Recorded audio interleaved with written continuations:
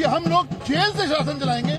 Jail से शासन चलने वाला नहीं है, प्रैक्टिकली पॉसिबल नहीं है। इसलिए जो एलजी साहब ने कहा कि हम जेल से शासन नहीं चलने देंगे, हम उसका सम्मान करते हैं और स्वागत करते हैं। जो कांग्रेस के भ्रष्टाचार के खिलाफ अनशन पर बैठते थे, जो कहते थे मैं राजनीति में नहीं आऊंगा, मेरी लड़ाई तो भ्रष्टाचार के खिलाफ है, आज भ्रष्टाचार के दलदल में गिरी हुई, गहराई तक गिरी हुई आम आदमी पार्टी नजर आती है। हमारी मांग है कि अरविंद केजरीवाल भ्रष्टाचारी हैं, उन्होंने चोरी की है, दिल्ली को लूटा है, उन्हें इस्तीफा देना चाहिए।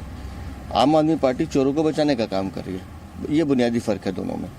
और हमारी जो लड़ाई है दिल्ली की जनता की लड़ाई है। दिल्ली की जनता को लूटने का काम अरविंद केजरीवाल ने किया है। अब ये चीजें एस्टेब्लिश हो रही हैं। हिरासत में एक आदमी जो हिरासत में है उसको मुख्यमंत्री बनाए रखना कहाँ की नैतिकता है।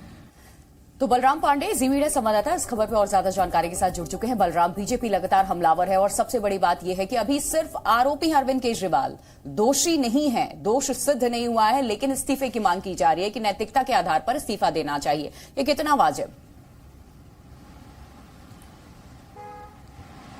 देखिए, बीजेपी बार बार ये आरोप लगा रही है कि जिस तरीके से दिल्ली के मुख्यमंत्री अरविंद केजरीवाल को गिरफ्तार किया गया है, उसको लेकर के नैतिकता के आधार पर दिल्ली के मुख्यमंत्री अरविंद केजरीवाल को इस्तीफा दे देना चाहिए, क्योंकि जेल में रहते हुए सरकार नहीं चल सकती है, क्योंकि सरकार जिस तरीके से चलाने की कोशिश की जा रही है वो पूरी तरह से गलत है। हालांकि आम आदमी पार्टी ने स्पष्ट कहा है कि दिल्ली के मुख्यमंत्री अरविंद केजरीवाल ही रहेंगे, वो अपने पद से इस्तीफा नहीं देंगे। अगर सरकार जेल से चलानी पड़ी तो वो सरकार जेल से भी चलाएंगे। तो यानी जिस तरीके से दो ऑर्डर दिल्ली के मुख्यमंत्री अरविंद केजरीवाल ने दिल्ली सरकार को दिए, पहला ऑर्डर जल मंत्री आतिशी को दिया, दूसरा ऑर्डर उन्होंने स्वास्थ्य मंत्री सौरभ भारद्वाज को दिया, तो उसको लेकर के अब बीजेपी उन्हें घेरने की कोशिश कर रही है।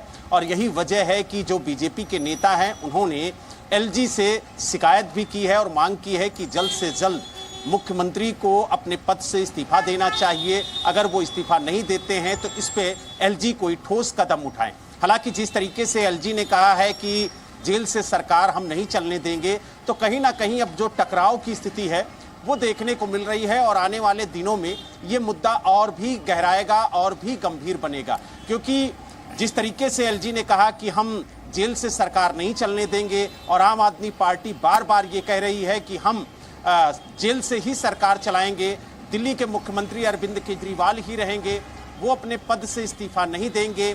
और कोर्ट भी यही कहता है कि जब तक किसी के ऊपर दोष सिद्ध ना हो जाए तब तक उसे दोषी नहीं माना जा सकता है, वो आरोपी रहता है और आरोपी रहते हुए वो अपने पद पर बरकरार रहता है। लेकिन एक मुख्यमंत्री जेल में रह करके किस तरीके से सरकार चलाएगा, ये कितना व्यवहारिक है, इस पर सवाल खड़े हो रहे हैं। और यही वजह है कि अगर किसी फाइल को साइन करना है तो आपको कोर्ट की इजाजत लेनी होगी, अगर किसी कैबिनेट मीटिंग में शामिल होना है तो कोर्ट की इजाजत लेनी होगी, तो इसको लेकर के तमाम दिक्कतें भी आएंगी।